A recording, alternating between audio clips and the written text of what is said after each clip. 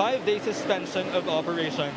They say MMDA should put signs on bus stations to notify commuters of the new setup. MMDA traffic constables, meanwhile, informed commuters that the nearest available bus stop is at the main avenue, which is around a kilometer away from Cubao.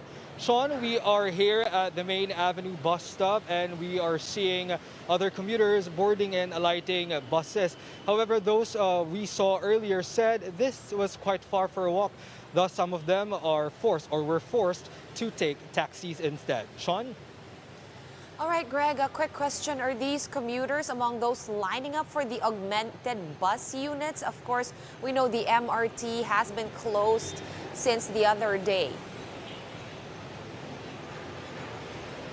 Sean, those who we have talked to earlier are not the ones who are queuing for a bus augmentation system. Maybe it's also important to highlight that while there is an MRT station in Cubao, there is no bus stop for the bus augmentation there because after passing Quezon Avenue, buses will then shift to the median lane that is located at the leftmost part of the road until they reach Guadalupe bus stop. Thus, the Cubao station that is located at the curbside will not be serviced by these buses. Sean? All right, very clear, Greg. That is kind of confusing. Now, how many more bus stops will the MMDA be adding onto the current ones? And how many are there to begin with? Sean, at the moment, there are 20 buses from Monumento to PITX, 11 of which are located from North Avenue to Taft Avenue. There are other stations that are still under construction, like the Q-Mart bus stop, or there are other bus stops rather that are still in construction, like the Q-Mart bus stop that we've checked earlier. According to MMDA Chairman Danny Lim during the press conference before the interim implementation, there are around 16 buses along EDSA. We are yet to get an information of about how many buses are there still to be added in this list. Sean? All right, Greg, you have been covering the transportation woes of our fellow city dwellers for the past couple of weeks. As much as the number of buses are growing and they are adding, I think bottom line is, are there enough bus units to actually accommodate all the passengers, all the commuters? Have you noticed lines getting shorter?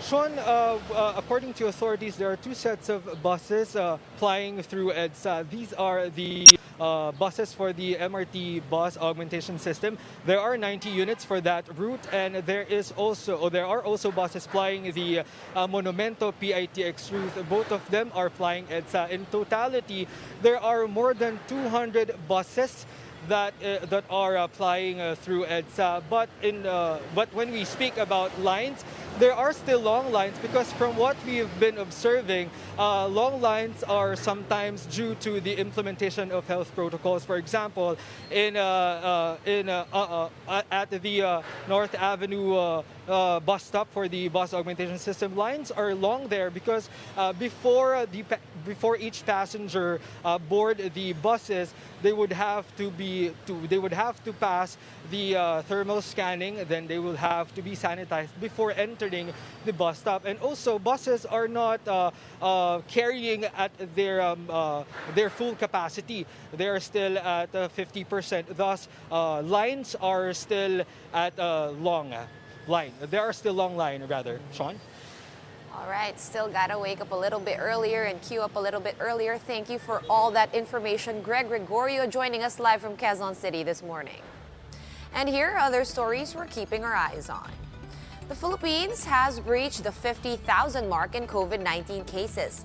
The Health Department announced Wednesday night that active cases have reached 36,457. ACT-CIS party list representative Eric Yap claims that he rejected a 200 million peso offer from a supposed representative of ABS-CBN.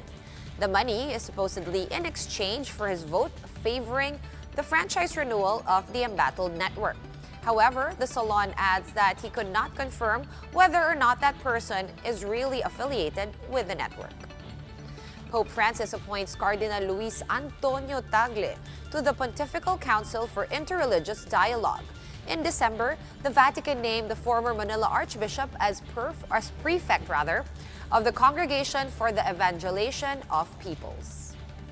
For more updates, follow News 5, The Philippine Star, and Business World online. Visit our website, onenews.ph, for more in-depth analysis.